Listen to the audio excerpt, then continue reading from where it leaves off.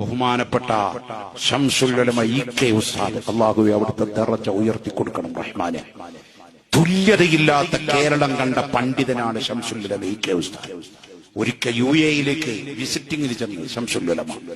അവിടെ വിസിറ്റിംഗ് ഒക്കെ കഴിഞ്ഞ് അവിടുത്തെ അറബികളുമായി ചർവിണൊക്കെ നടത്തി ചർച്ച നടത്തി തിരിച്ചു പോരുന്ന സമയത്ത് അറബികൾ ഒരു ഓഫർ വെക്കുക ശംസുൽ ഉലമയോട്, അങ്ങ് തയ്യാറാണെങ്കിൽ അങ്ങേ ഞങ്ങൾ ഇവിടുത്തെ ഖാദിയാക്കാം.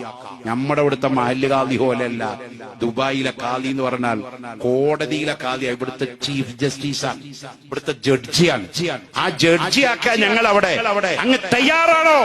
ശംസുൽ ഉലമയോട് ചോദിക്കുകയാണ്. ആ പാണ്ഡിത്യം കണ്ടിട്ട് ബഹുമാനപ്പെട്ട ശംസുൽ ഉലമ ഖദ്ദസല്ലാഹു സിർറഹുൽ അദീദ് വലിയന്നെ ശംസുൽ ഉലമി, ആ മഹാൻ പറഞ്ഞു, ഇല്ല, താജുൽ ഉലമയുടെ ഉസ്താദാണ് ശംസുൽ ഉലമ, താജുൽ ഉലമയുടെ ഉസ്താദാണ് ശംസുൽ ഉലമ, ഇൽമിന്റെ ബഹറാണ് ശംസുൽ ഉലമ.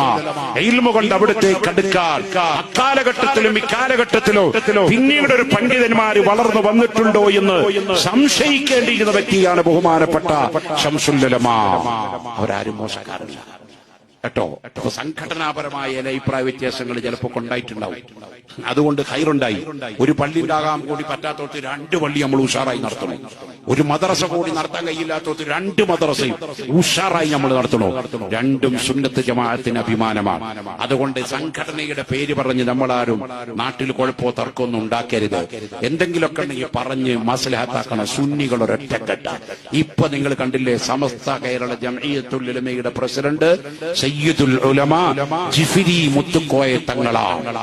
കേരളം കണ്ട സമസ്തയുടെ പ്രസിഡന്റുമാരിൽ വലിയ പാണ്ഡിത്യവും വലിയ വാക്ചാതുര്യതയും ഉറച്ച തീരുമാനവുമുള്ള ഒരു വലിയ പണ്ഡിതനാണ് ജിഫ്രി മുത്തുക്കോയ തങ്ങൾ. ഒരാളുടെ മുമ്പിലും മോശാന പാടി നിൽക്കുന്നില്ല. പറയേണ്ടത് പറയുന്നവരോട് പറയേണ്ടതുപോലെ പറയാൻ കഴിവുള്ള തങ്ങളാണ് ബഹുമാനപ്പെട്ട ജിഫ്രി മുത്തുക്കോയ തങ്ങൾ. അല്ലാഹു അവിടത്തേക്ക് ആഫിയത്തുള്ള ദീർഘായുസ് ദീനി ഖിദ്മയിലായി ഏറ്റിക്കൊടുക്കട്ടെ. ആമീൻ.